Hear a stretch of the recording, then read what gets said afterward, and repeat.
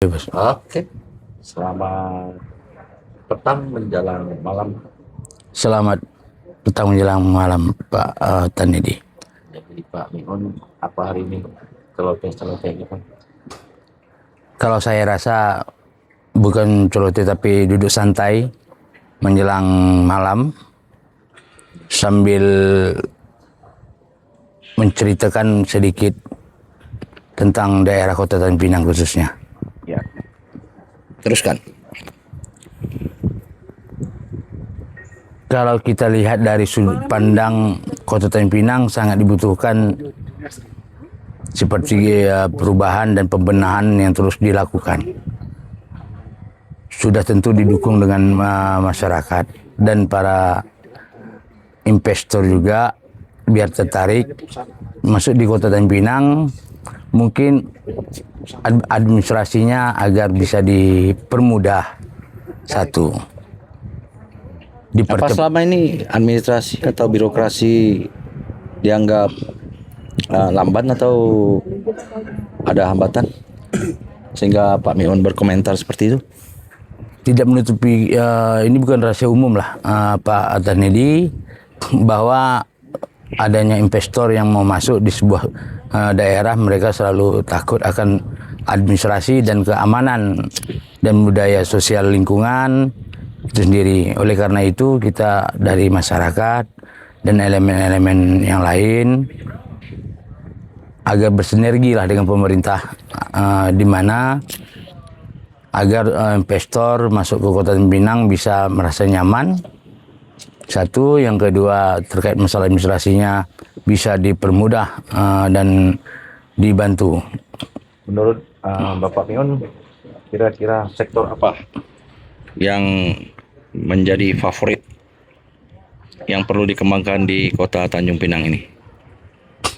Kalau kita lihat di Kota Tanjung Pinang memang tidak ada tempat-tempat yang lain, tapi yang kita lihat lah memang banyak kedai-kedai UKM di Kota Tanjung Pinang, seperti kayak kedai kopi saja sangat meludak khusus Kota Tanjung Pinang. Ya, nah, masuk rekor muri kan? Iya. Betul, ada. Mungkin ada untuk hal itu. Tapi ada beberapa daerah yang menjadi pusat kota yang dulunya sempat mati, Pak Tanedi, seperti kayak kawasan pasar. Nah, itu kan harus dihidupkan kembali sehingga Kota Tanjung Pinang ini bisa tumbuh. Yang kedua, kita minta pemerintah daerah yang dimana dia membangun, pemerintah Provinsi Kepulauan Riau, agar bisa menyerahkan aset kepada pemerintah kota sehingga bisa dikelola dengan baik. Iya, karena ada beberapa tempat yang kita dengar kabar ya. Kalau saya tidak salah Pak Tanedi, itu ada yang pemerintah kota tidak bisa melakukan pengembangan atau seperti apa. Karena ada dua kepentingan, contoh seperti kayak Laman Bunda ya, tempat yang di tepi laut. Hari ini di situ kan kayak kawasan-kawasan yang urak-urakan seperti kayak parkiran motor saja urak-urakan. Itu rawan sebenarnya. Nah, sebenarnya harus ditata dengan baik. Itu dia Pak, salah satunya. Sehingga pengembangan UKM. Kalau untuk investor ya apa usaha kayak jaringan pengembangan usaha di sini. Kalau seperti kayak swalayan yang besar-besar, saya rasa kurang menunjang. Karena tidak ada pabrik yang hari ini apa yang mau dibuat di Kota Tanjung Pinang. Tapi saya melihat hari Sabtu atau weekend banyak orang-orang Tanjung Pinang itu ke Batam. Itu mencari hiburan kayaknya. Nah, itu dia tadi. Salah satunya mungkin bukan tidak ada tempat hiburan Kota Tanjung Pinang, tapi tentang kawasan budaya dan lokal, tentang kearifan lokal. Kota Tanjung Pinang hari ini mungkin lebih menjaga tentang sebuah kawasan kearifan lokal tadi. Kalau saya lihat, kalau hari ini tempat hiburan, saya lihat banyak tempat hiburan, tapi mungkin tidak sebebas yang kita ketahui seperti Batam. Bagaimana kalau kita sebagai ibu kota tapi hiburan nggak ada? Ya tentunya nggak bisa ramai. Tapi memang kalau Kota Tanjung Pinang ini mungkin karena dengan seni budayanya dan kearifan lokalnya, tempat hiburan itu Pak Tanedi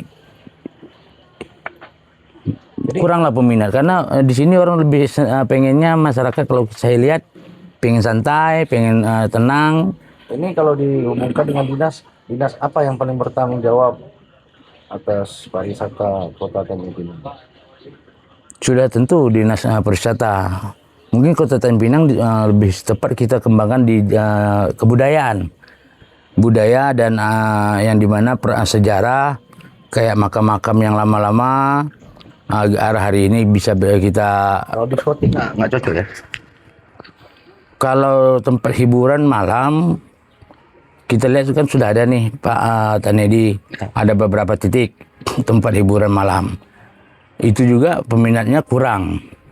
Atau fasilitasnya yang kurang, bukan peminatnya yang kurang? Saya rasa memang peminatnya kurang untuk Kota Tanjung Pinang, karena Daya belinya kurang, daya belanjanya kurang. ya, karena tidak ada pemasukan Kota Tanjung Pinang nih Pak Tanedi. Semua berharap dari belanja, perputaran ekonomi di sektor, ya tidak ada tentang usaha bisnis yang besar, tapi hanya orang di sini hanya untuk belanja, makan minum, sehingga tidak ada untuk yang lain. Makanya saya rasa keterbatasan dengan biaya. Oke, singkat cerita, jadi kesimpulan untuk menutup akhir perbincangan kita, saran dan pesan dari Pak Mion untuk khususnya pemerintahan dan elemen masyarakat apa nih? Saran dan pesan, bagaimana hari ini kita bisa bersinergi dengan pemerintah daerah, khususnya Kota Tanjung Pinang, dan pemerintah Provinsi Kepulauan Riau juga hari ini bisa membangun beberapa fasilitas, kemudian kawasan tolong dihibahkan kepada pemerintah Kota Tanjung Pinang, agar hari ini pemerintah Kota Tanjung Pinang bisa lebih mengembangkan sebuah kawasan.